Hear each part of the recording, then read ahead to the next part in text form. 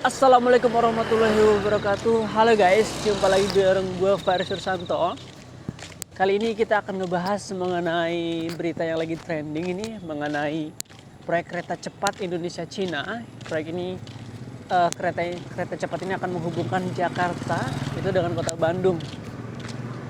Proyek ini mengundang kontroversi karena banyak kejanggalan sih.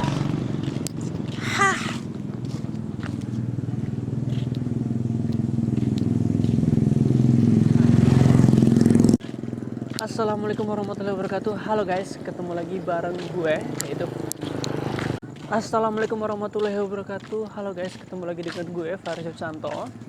Kali ini kita masuk ke dalam channel Celoteh, yaitu kita akan belajar mengenai konsep dasar ekonomi. Konsep dasar ekonomi itu penting kita pelajari karena ini adalah titik dasar dari kita untuk belajar ekonomi. Kita tahu bahwa ekonomi itu terbagi menjadi dua rumpun ilmu, yaitu ilmu ekonomi mikro dan juga ilmu ekonomi makro. Apa itu? Kita akan bahas satu persatu. Ekonomi mikro adalah ekonomi yang membahas mengenai hal-hal yang mikro kecil. Hubungannya ini antara konsumen dan produsen, dan ini hal kecil lainnya. Sementara ilmu ekonomi makro itu berkaitan dengan kebijakan negara, perusahaan, dan bagaimana pengaruhnya terhadap masyarakat banyak. Nah, ilmu ekonomi makro sendiri itu terbagi menjadi dua.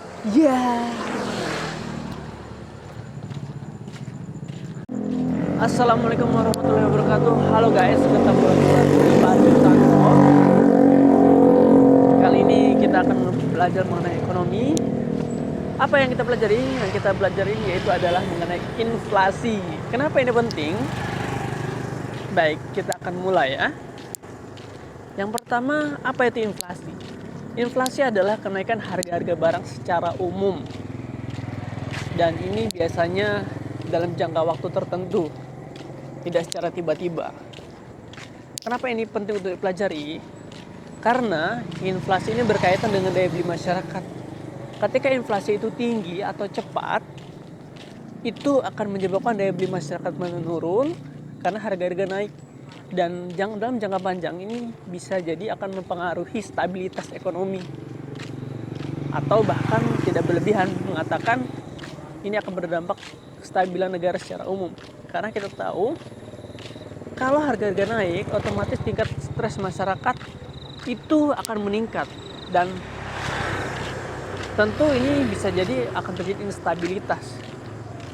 Dan ini pula yang terjadi pada tahun 1998 seperti itu. Dan kita akan mempelajari mengenai inflasi itu terbagi menjadi berapa.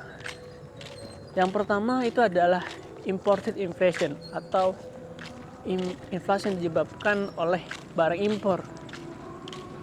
Kita ambil contoh adalah ketika harga minyak naik. Kita tahu bahwa minyak Indonesia itu sebagian besar dari impor, dan apabila harga minyak dunia itu naik, ini akan berpengaruh terhadap harga di dalam negeri. Karena kita tahu bahwa minyak itu adalah merupakan tulang punggung perekonomian. Ketika harga minyak naik, itu mengakibatkan harga-harga barang juga akan ikut naik, dan itu akan terjadi inflasi secara cepat. Itulah yang dinamakan oleh imported inflation.